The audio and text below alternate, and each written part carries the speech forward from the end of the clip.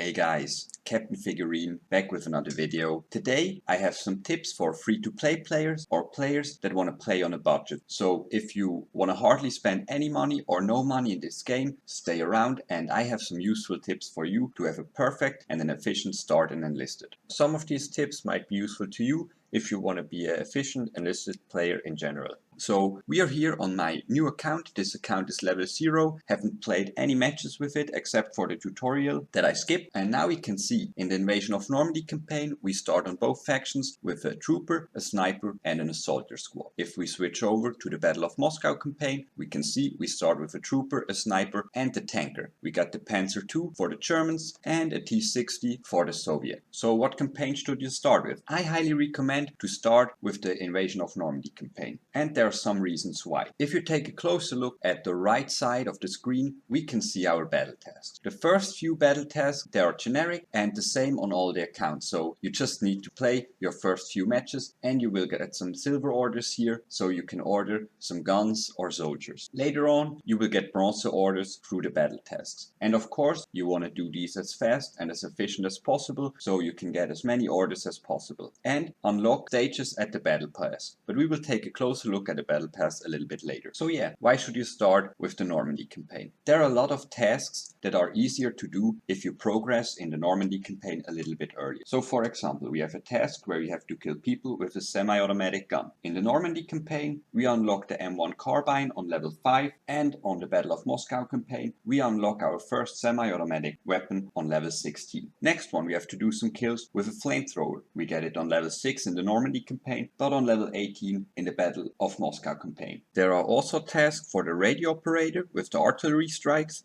the mortar and the MG. So the radio operator, level 7 on Normandy, level 6 on Moscow. For the mortar, level 13 on Normandy, level 14 on Moscow. And for the MG, we got it level 11 on Normandy and level 10 on Battle of Moscow. So there's some stuff you're gonna unlock a little bit earlier in the Moscow campaign, but most of it is a lot earlier in the Invasion of Normandy campaign. That's why you should start with the Invasion of Normandy campaign. But it doesn't matter which faction you start with. If you really want to play the Battle of Moscow campaign, I recommend you level the Invasion of Normandy campaign at least to level 6, so you got the semi-auto rifle and the flamethrower. Important to know, if there is a battle task that you can't do, you can click on this one and you can change up to 1 task per day and 1 more for each 2 tasks you completed. But choose them wisely. Next, we can see we have our challenges and achievements here. You might want to take a short look at these challenges and achievements, but you will unlock most of these by just playing the game, and this will provide you with some extra silver orders to summon weapons and soldiers. Next, we can see our battle pass, and if you didn't buy the premium battle pass, you can unlock all the free rewards in the battle pass. If you start within the next 9 days, you can still unlock the whole battle pass because it has 60 stages and you can do 1 stage per day. So the progress on the battle pass is restricted, but you can do as much of these tasks as you want. I think there is a lot of changes coming in the future to these tasks, because right now it's in a very rough spot, and it's even for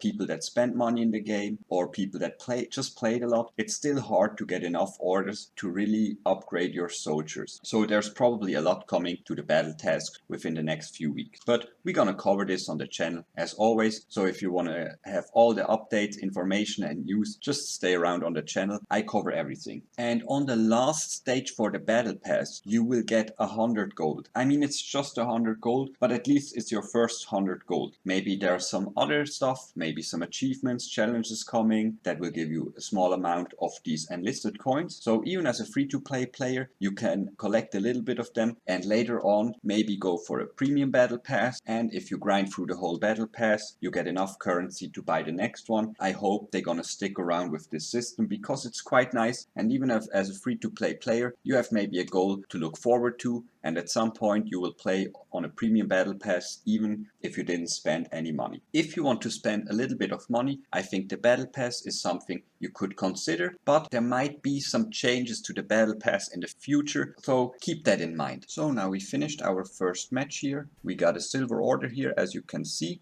Now it sends us to the logistic, and now we can see where we can spend these orders. So it was a weapon order. We can click on weapon delivery and see now we could use it on any of these 3 weapons. But for now, I would recommend you keep those silver orders and wait till we are a little bit later in the campaign, and you can maybe spend them to upgrade some of your vehicles and so on. So we can see this one gets replaced by a new task. Now we have killed 10 enemies, so that's a very easy one. We finished our first challenge, get your first kill, so we got a weapon delivery here as well, and we got a lot of others. So we had kill an enemy with a grenade, we had that one, kill an enemy using a machine gun, using a submachine gun, one with a bolt action rifle, and reach level 2 in any campaign. You already got your first few orders here, sends us back to the logistic. Now we could spend it on the soldiers as well, but I want to keep them for now. If you start spending your orders, just spend them on one faction in one campaign, because you won't have enough orders to maintain the progress of multiple campaigns or multiple factions. You can play other campaigns, you can level up a little bit here and there, but if you start spending orders, spend them for one faction in one campaign. And as I said before, our squads leveled up, and that's a very important part. Now if you click on upgrades, now we can see our squads leveled up a little bit. We can see we have 1 level on our sniper squad, 1 level on our assaulter squad, so we can click on them. And now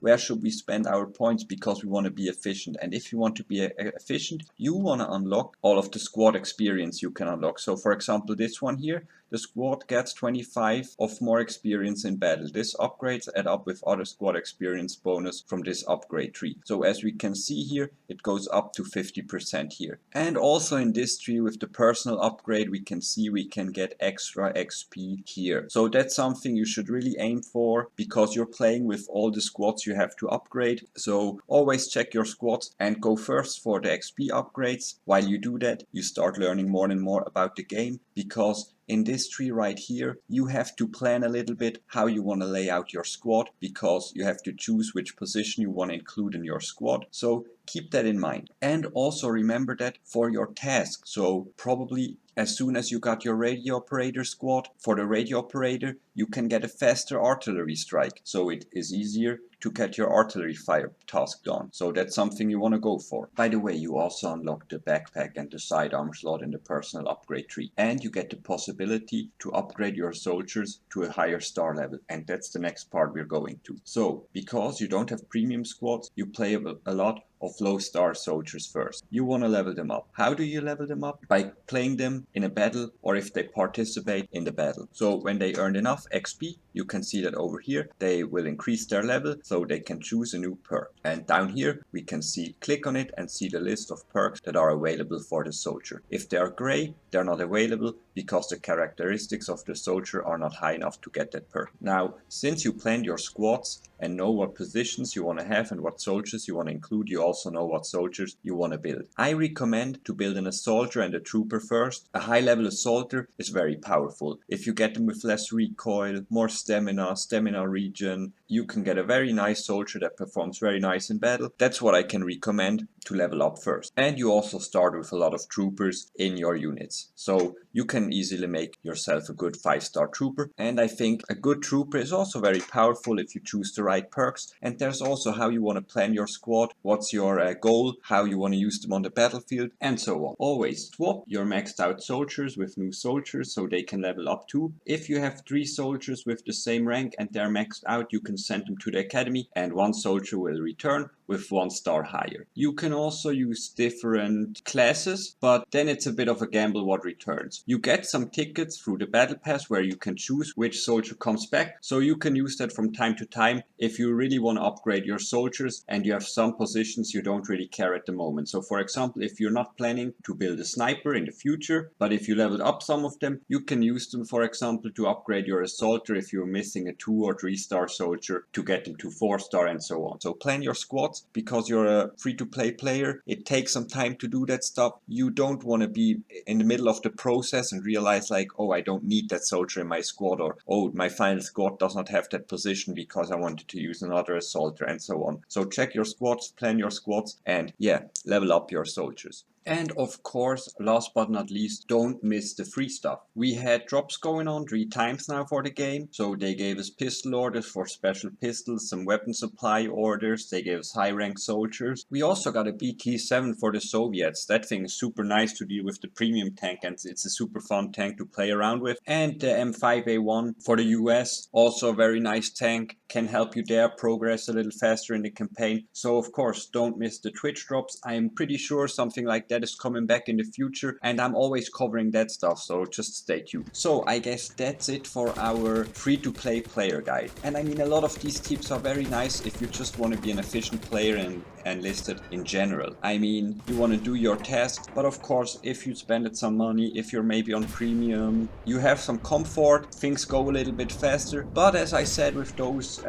weapon and soldier orders, we still struggle with that stuff a lot, and I really hope there's something coming in the near future, so they're gonna change a little bit, because I think the system we had in the close beta was a lot better. But let me know what you think about that, guys, down in the comment section. So that's it for today, and have a good one, guys. Captain Figureen out.